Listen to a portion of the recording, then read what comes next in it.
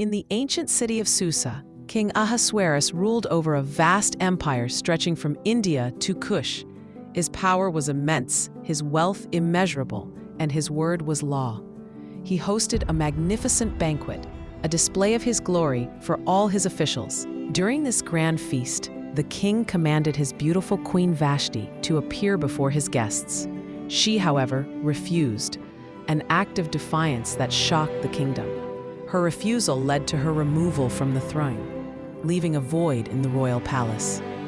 A search began throughout the empire for a new queen, a maiden of exceptional beauty and grace. Among the many young women brought to the palace was a Jewish orphan named Hadassah, known as Esther. She was raised by her devoted cousin, Mordecai. Esther possessed a quiet strength and captivating charm. She found favor with Hegai, the palace official in charge of the women. Following Mordecai's wise counsel, Esther kept her Jewish heritage a secret from everyone. When her turn came to appear before the king, Esther won his heart above all others. He placed the royal crown upon her head, proclaiming her queen.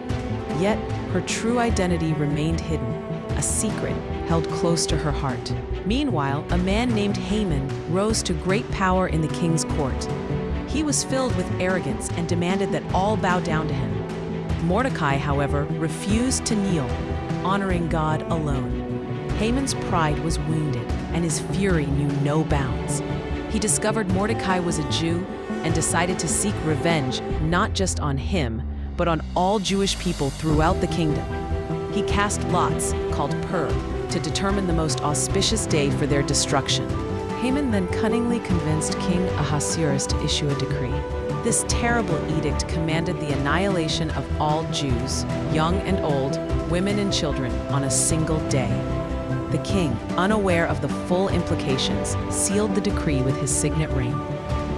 When Mordecai learned of the decree, he was overcome with grief. He tore his clothes, put on sackcloth and ashes, and cried out in anguish in the city square. He sent word to Queen Esther, urging her to intercede with the king. Esther was initially hesitant, knowing that approaching the king unsummoned could mean death. Only as the king extended his golden scepter would her life be spared. She feared for her own safety, despite her royal position. Mordecai's response was a powerful challenge. Do not think that in the king's palace you alone of all the Jews will escape. For if you remain silent at this time, relief and deliverance will arise from another place, and who knows but that you have come to your royal position for such a time as this. Mordecai's words stirred Esther's spirit. Her fear transformed into resolute courage. She sent back a message, asking all the Jews in Susa to fast for 3 days and 3 nights on her behalf. I and my attendants will also fast, she declared, and so I will go to the king, which is against the law. And if I perish, I perish. With this brave resolve, Esther prepared to risk everything for her people. On the 3rd day, Esther put on her royal robes and stood in the inner court of the palace. The king saw her and graciously extended his golden scepter, signaling her acceptance. He asked her what she desired, promising to grant it. Esther, with wisdom and grace, invited the king and Haman to a private banquet. At this first banquet, she again invited them to a second, where she would reveal her request. Haman left the banquet, filled with pride, yet still seething at Mordecai's refusal to bow. That very night, the king could not sleep. He ordered the royal chronicles to be read to him. He discovered an account of Mordecai uncovering a plot against his life, for which Mordecai had never been rewarded.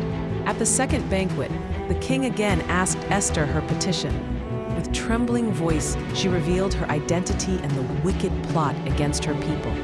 She exposed Haman as the enemy who sought to destroy her and all the Jews. The king, enraged by Haman's treachery and his attempt to harm his queen, ordered Haman to be hanged on the very gallows Haman had prepared for Mordecai. Justice, swift and divine, had been served. With Haman gone, the king could not revoke the original decree, but he issued a new one.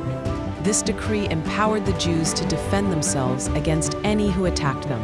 On the appointed day, the Jews fought bravely and were victorious over their enemies.